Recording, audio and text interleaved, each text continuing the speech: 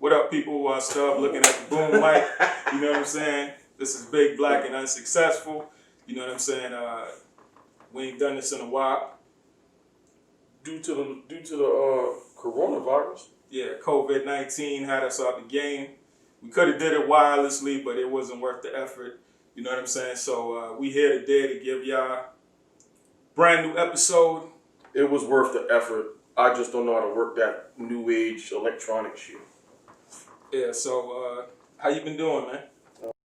As well as others. How about yourself? Been good, man. Been good. Chilling.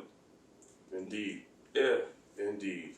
No more running around in COVID-19 looking for a home. We finally found that. Oh, that's right. Finally moved in. So, you know what I'm saying? Now we just squaring away the old spot, you know what I'm saying, and getting everything together. So if things been moving a little slow on a nobody grinds front, it's because we was moving, getting everything together. So now we back in business. It's all good. Tenfold. You know. Tenfold. Got my office / laundry room / whatever you want to call it. You know what I'm saying? You finally got your little hideaway spot. Yeah, so you know. So it's getting there. Where PD at in that damn room back there? Down in the garage, man. Yeah. Catch me in the garage. That's where it's at. You know what I'm saying? But yeah. Black people. Only people buy a house with a garage and don't park their car in it. Listen, care nothing about the garage. And then the funny thing is, since we've been house hunting, I ain't seen nobody use their garage. People don't use their garage. I seen junk piled as high as it could be piled. People garages look like a U-Haul truck. Yep. You're not You know lying. what I'm saying? So You're not lying. I feel like, honestly, you should just either change your garage to something different. Because the only time I see a garage actually being used is there's some cats who they'll have their garage door up and it'll be like a man cave. Yeah. They got a pool table in there, stuff like that set up. If it ain't set up for something, most of the time it's just where you throw boxes at when you buy shit. I'd get tired of damn driving in and out that shit anyway, because it'd be one night you'd be tight, boom, right through the wall. Dog, I tried to drag the Armada up in there. It's like, nah, exactly. It's not happening. No. It's a one-car garage. It's like, nah, this shit ain't happening. The Armada will fill his ass up. Yeah, so by the time we got in there, we wouldn't be able to open no doors. No. So that would have been pointless, you know. You did. Well, yeah, I see you moved to my so-called hometown. Yeah, man. Yeah, moved to the opposite side of the bridge. But still, same spot. You know what I'm saying? Same spot. But I don't know, man. It was a lot going on in the world. You know what I'm saying? A whole lot. A whole lot going on in the world. To the point where I'm drawing a blank with that shit because it done been so much shit popping. You know what I'm saying? So honestly, this for y'all, man. It's just this for y'all to get reacquainted with us. You know what I'm saying? Get reoriented with the fellas and just recognize that, you know, we've been gone for a minute, but we back. Consistency gonna kick back up, and you know everything gonna be what it was before. You know what I'm saying? I mean, it had, man. That COVID-19 stopped a whole lot of stuff. Yeah, it did. It did. We in the digital market, so you know what I'm saying? Like, technically, we should have been able to move around, but a lot of our shows stopped because, you know, people got families and, you know, people got pre-existing conditions and situations like that. And it's just like, you don't really want to take no chances with things when, you know, 1 minute they talking about how so many people dying, so many black people dying, you know what I'm saying? And it's... But that wasn't at first. Remember, black folks couldn't get it at first. But you were immune. That was a joke. That was something we made up just to be funny. We was immune. Shit. I told wifey, I said, don't be around here saying that shit. I said, the minute you say that shit, all the black people gonna start dying. They gonna change that shit. Hold up. This shit ain't affecting enough black people. Let's change the recipe. They changed the recipe up real quick. It went from old people. That's right. You know what I'm saying? To all of a sudden now everybody can get it. Black people getting it more than anybody. It's like, okay. Shit. Crazy. Just that quick. Every day on the TV. Corona. COVID-19. Well, them ins between all that though, it has been a lot of shit going on, buddy. Yeah. Whole lot. I was just watching Joe Budden them arguing with the nigga from $1 Million Game, Wallow or something like that. Them niggas doing podcast beef or whatever. It ain't come off that way. Them niggas was just speaking about the podcast, and the other cat went crazy and started, yelling. Gilly the Kid, I think is his name. Gilly? Yeah. He the That's one Gilly from Philly. Loudmouth guy. Yeah. Talks real loud. Dude. Yeah, I think Wallow is his partner, $1 Million Worth of Game. That was the podcast. Okay. And they got a deal with Barstool, which is a podcast network. Okay. So basically, they got some money on the table, and when they got some money on the table, the guy Dev was the person who he was on the show as talent, and he was recording the show and doing the artwork and all of that stuff and uploading the show. Mm-hmm. So basically, he was like the producer of the show. Okay. So when the deal came down, niggas is like, well, we gonna pay you $35,000. And he like, well, hold up. I don't want $35,000. I want to be 15% of whatever we get because I'm talent. I'm a producer.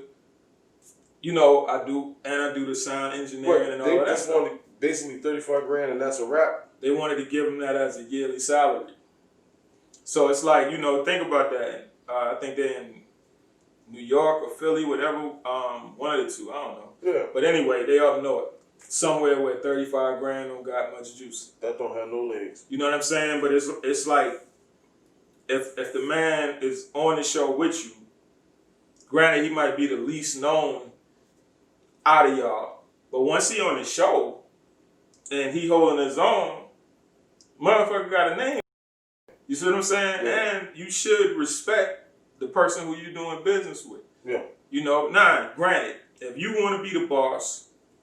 And you want to say, well, I'm the boss, I'm going to give you a salary, then negotiate the salary.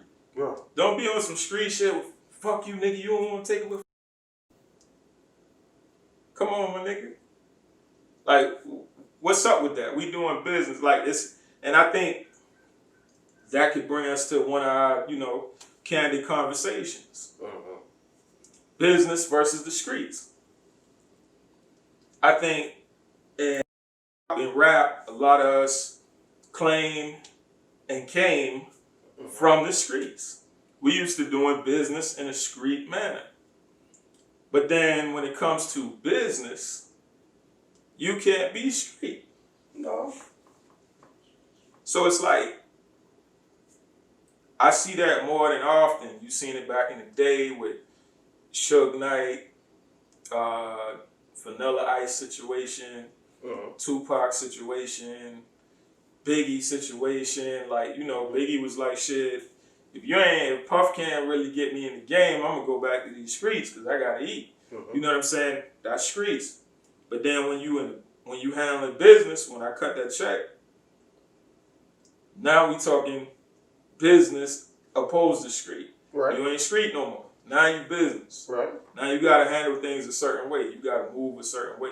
And I think in that situation with the guy Gilly, I hope I'm saying it right, Gilly the Kid and Wallow. I think Wallow's the one who ain't really saying that. He just on the low with it. Right. He ain't really saying that. And the guy Dev is the one who got kicked off the show because he wanted, the appropriate amount of percentage that he felt he deserved. Wow. So it's like the guy Gilly kept being like, all right, you ain't street, you ain't this, you ain't that, you ain't this. So now niggas online in the comments is like, well, Gilly, I thought you was spitting the game to the youth, telling them to stay out the street. Yeah. Making fun of this nigga because he ain't in the street. Now, which one is it? $1 million worth of game, which one is it? Is it stay out the street because the street ain't shit? Right. Or is it, fuck you because you ain't in the street? I don't know, man. That's why, sometimes you gotta keep that shit to yourself. Yeah. And man, look here, man. After a certain age, man, that street shit dead, man. If you over a certain age, if you know what, I'll give you to 40. If you 40 plus, man, and you still talking street shit, you stupid as fuck. Nobody nobody trying to hear that bullshit, man. Shit, I cut it down to maybe 35. I cut it down to 35. Yeah, you know what I'm saying? Because 35, you've been in the street, you probably got a little one that's about 15 to be 35. You're right. You know what I'm saying? Right. Like, that means half of that child life, you done been in and out of jail, dealing with nonsense, shootout, shit like that. Motherfuckers have to worry about you coming home. That's street shit, like, dead. You know what I'm saying? That shit is pointless. Pointless. And you over a certain age, young boys up here, motherfuckers out here still wanting to be tough guys and all kind of shit. Man, fuck y'all, man. Which is a ridiculous perspective. You gotta think about it. You a grown man. You ain't in high school. You trying to bully motherfuckers. Actually, bullying in high school is some whack shit. Just to be real. Nah, that shit is. Kids need to be bullied. That shit is in high school. That's a rite of passage. Man, think about it. You came up in communities, and in that community, you went to school with these same people your whole life. Right. So it might ease up, but they'll still bother you every now and then. But see, that's cool. You see what I'm saying? That's what I feel though. I feel like everything should be graduated. Right. See what I'm saying? Like the little kid that's the bully that's putting their hands on people's children should learn that lesson in elementary, that you don't put your hands on just anybody's children. Right. That means that child ain't even getting the lessons that's the thing, correct. When people say bullying just don't necessarily mean somebody putting their hands on you, man. But that's because people misappropriate the word bully. You see what I'm saying? Jonesing, making jokes, cracking, that shit is not necessarily bullying. Now, if you doing that shit to the extent that mentally pushes a child over the edge, yeah, now you bullying. I can see that being bullying. Yeah. But everybody should learn how to defend themselves when you jonesing. That's something you're supposed to learn with your brothers, sisters, cousins. That's all I'm saying when I say kids need to be bullied. I mean, it prepares you for the real world to an extent. See, that part I understand, but if you still run around the school pushing people in the bathroom and punching on them, that ain't real world training. But guess what? Guess what I'm about to take it back to? All right. There are still adult bullies. Yeah. And also, it's a lot of bullies in business. Yeah. But think about what those bullies do. Do they put their hands on somebody? No. But see, that's why some people, when I say the street shit is dead, yes, it's dead. But you can still take certain elements of what you learn and apply them in a business setting, in a business world. You just have to know how to do it without coming off as an ignorant piece of shit. So you got to graduate. You understand what I'm saying? You have to graduate to another level. Yeah, you got to really, it's chess, not damn checkers. You really have to think, and sometimes you have to think 1-2 steps ahead of people that, in that section, you know. That's all I'm saying. But this adult bullies here. This adult bullies. Yeah, I would consider myself one. You know what I'm saying? It ain't get me as far as I wanted it to go. Because you know what I'm saying? One thing I realize is, not even bullying, just being honest. But one thing I realize is your honesty gets you nowhere when you don't have it. Mm-hmm. So me being honest, all it does is make all the people at the bottom with me be like, I don't rock with him. Right. Whereas all the people at the top who bullying, like people who got money, they ain't really worried about that. The money gonna make people gravitate to them. And then, if you a little hard to deal with, kind of like a Dame Dash or 50 Cent, you know what I'm saying? They're going to understand it because they want to be in business with you. Right. Whereas when you ain't made it nowhere yet, people looking at it like, do I really have to deal with you? Right. And that's the difference. But with me, it was never about bullying. It was about being honest. And really, I looked at it more like motherfuckers was trying to bully me. I was going to say, somebody said, matter of fact, it's funny. Somebody told me yesterday, you a damn bully. I said, well, you know what? I got bullied, so I learned to bully. True. Sorry.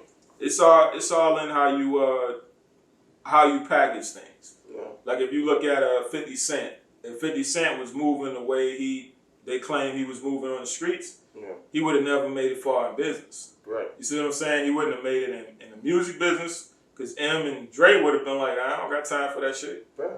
You know what I'm saying? So he would have never had that look. Then when you flip it and you say, all right, well, You know what I'm saying? Well, 50 Cent be going at people. Well, he go at people who come at him. Exactly. That's defense. That ain't bullying. I hope people don't think that 50 Cent goes in them big time boardroom meetings on some nigga shit. I'm pretty sure. Because even when he talk, like the nigga talk in an eloquent manner, that's one of the things that I think this new generation kind of miss. Like, they kind of look at us like we just be on some Ebonics straight street shit when we handling business, not realizing that we was politicians. Yeah. You know, the ones that survived was politicians. Like, them niggas, they know how to speak eloquently. Like I said, I didn't just say speak, but speak eloquently. Yeah, you see what I'm have saying? to master the King's English. Yeah, you knew how to speak. You knew how to say what you had to say. You had the gift of gab, meaning you knew what to say and when to say it and who to say it to. You know what I'm saying? I think that's a big part that's missing in this new generation. And I don't want this show to be all about bashing the new generation, because what we do is we take y'all back to our time. Show y'all how we fucked up or how we got it right, and then bring it to the present. And I want y'all to understand that it's never about preaching. It's more about, you know what I'm saying, reminiscing, just speaking. Yeah. You know what I'm saying? So that's what it's about. That's what I want y'all to feel with this show, man. And it was certain things that we learned from motherfuckers worth learning from. Yeah.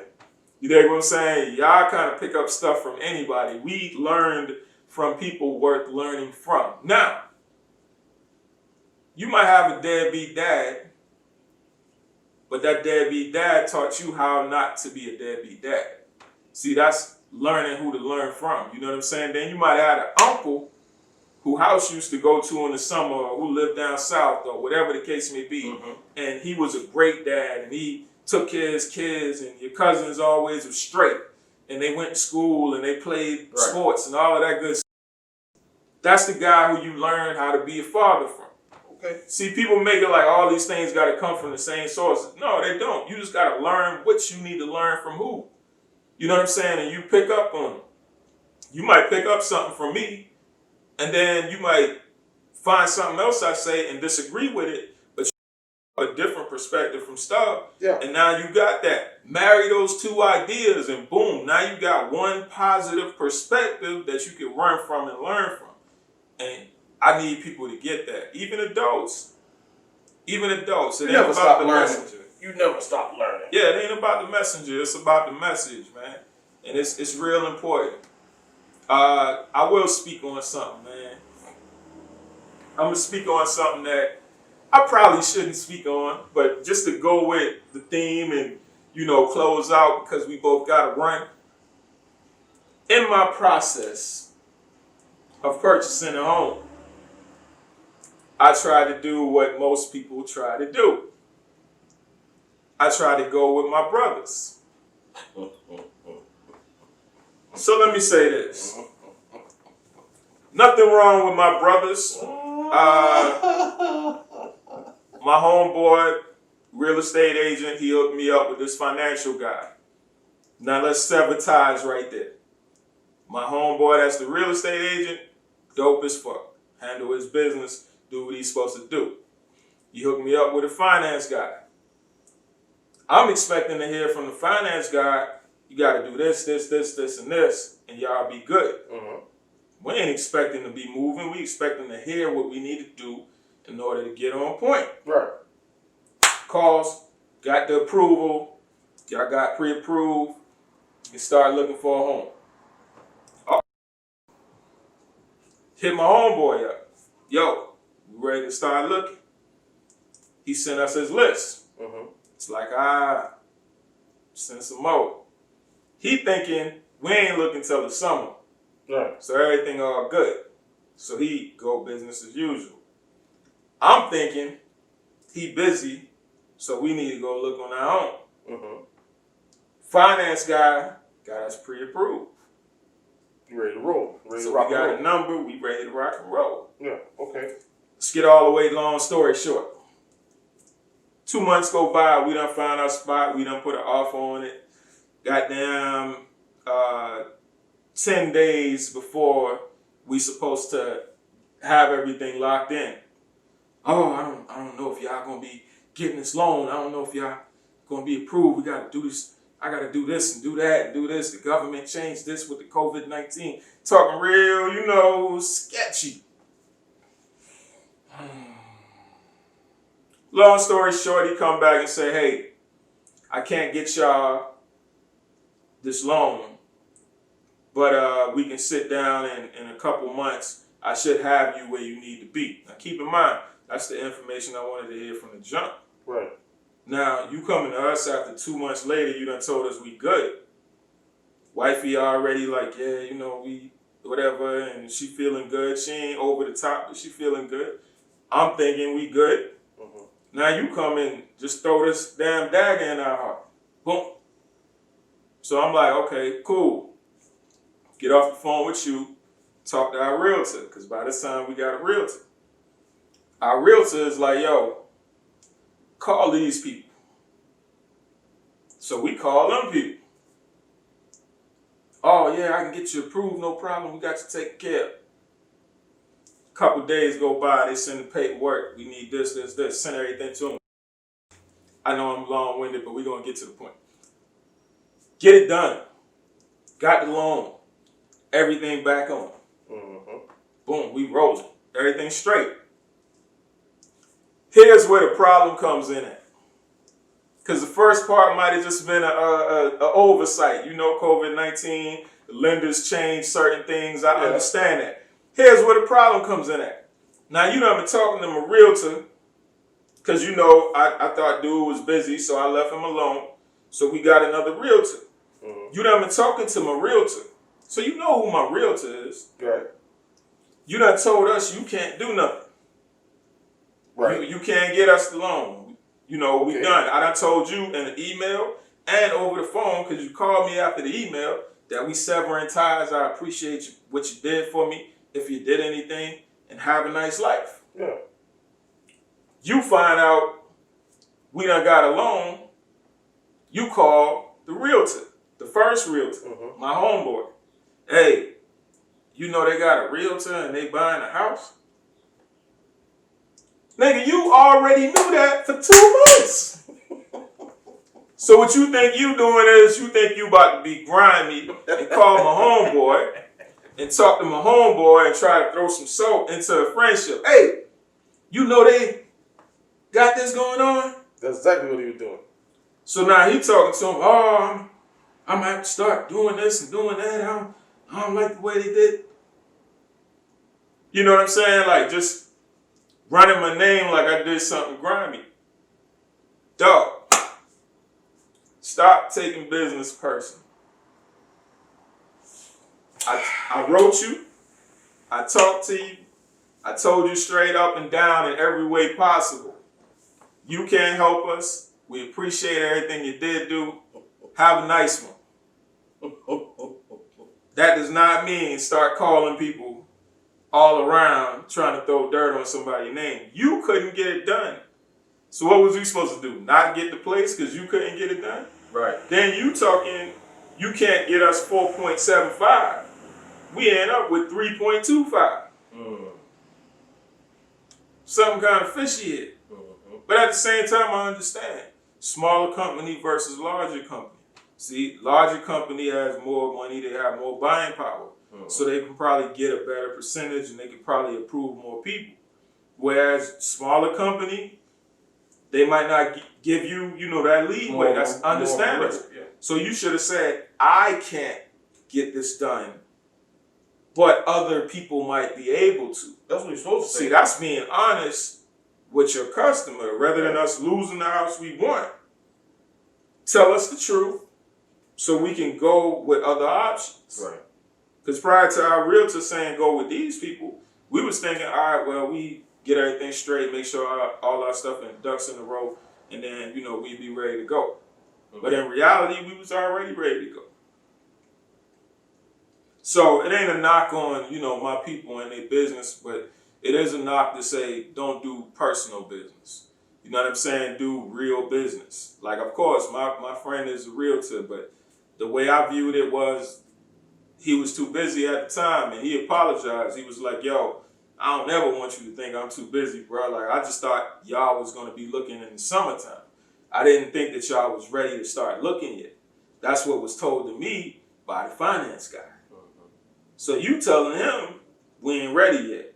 But you telling us we approved, and you done approved 2 different offers. Right. Because we made an offer on a different house. Right. So you done approved 2 different offers, even though you couldn't approve us. So you're doing business wrong, totally wrong, and you messing up people's situation. So, maybe that was a fluke situation, so I don't want to call no names. That could have been a fluke situation. From my understanding, you do business good on the regular. Maybe our situation was a fluke. So in that sense, it all ended out well. We ended up with the house that we wanted. We ended up with a great loan, great rate, all that good stuff. So, it ain't no love lost. Say to our people, be honest and do business correctly. Don't do business personally. Don't get upset when things don't go your way. You know what I'm saying? Especially if it's your fault. Because we would have never went nowhere different if you could handle it. But you couldn't handle it, so we had to go somewhere different.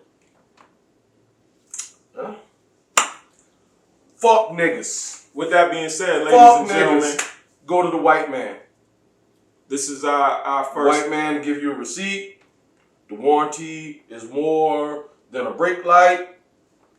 Ain't no shit. They give you a receipt and a goddamn warranty. Fuck niggas. See, me and his perspective is different. Very different. I believe you can get quality service from a Fuck niggas. I believe that. Now, I believe. Why not? See, you're not concentrating on the key word. Niggas. I got you. I got you. I just want to make sure they comprehend. Yeah. Don't say. I'm not saying don't deal with black people or our people. Fuck niggas. Yeah, nigga can't do shit for me. I'm not buying no goddamn garlic crab plate from Shay Shay's house without a goddamn. Look, bitch, if you don't got an A in your fucking window from D-Heck, I don't want none of that. And I need that A. I can't fuck with a B plus. I need that A. I'm a fat boy. I don't like my guts being fucking turned over. Listen, being sick is the worst thing in the world. Man. I can't do it. I ain't knocking y'all hustle. I just can't, man. Fuck niggas, man. Then it ain't hard to do that. You know what I'm saying? Buy a little truck and get them boy to goddamn put the A on your truck. A couple people we know got their food trucks jumping right now. And they got A's on their window. Food trucks is jumping, man. Do that shit, man, for real. Like, do it the right way. You know what I'm saying? Like, do it the right way. And that's the biggest thing. Do it the right way. I'm not buying your EBT garlic crab plate. Fuck you. Do it the right way. But shit. The cat on the counter. The cat on the counter. Please don't have the cat. Anyway. To a whole nother level, man. More to come. You know what I'm saying? Good seeing y'all. I hope it's good seeing us. And if you're listening on the podcast, you know what I'm saying? Keep supporting us, man. We here. And we see y'all next week. All right. Peace. Peace. Fuck niggas.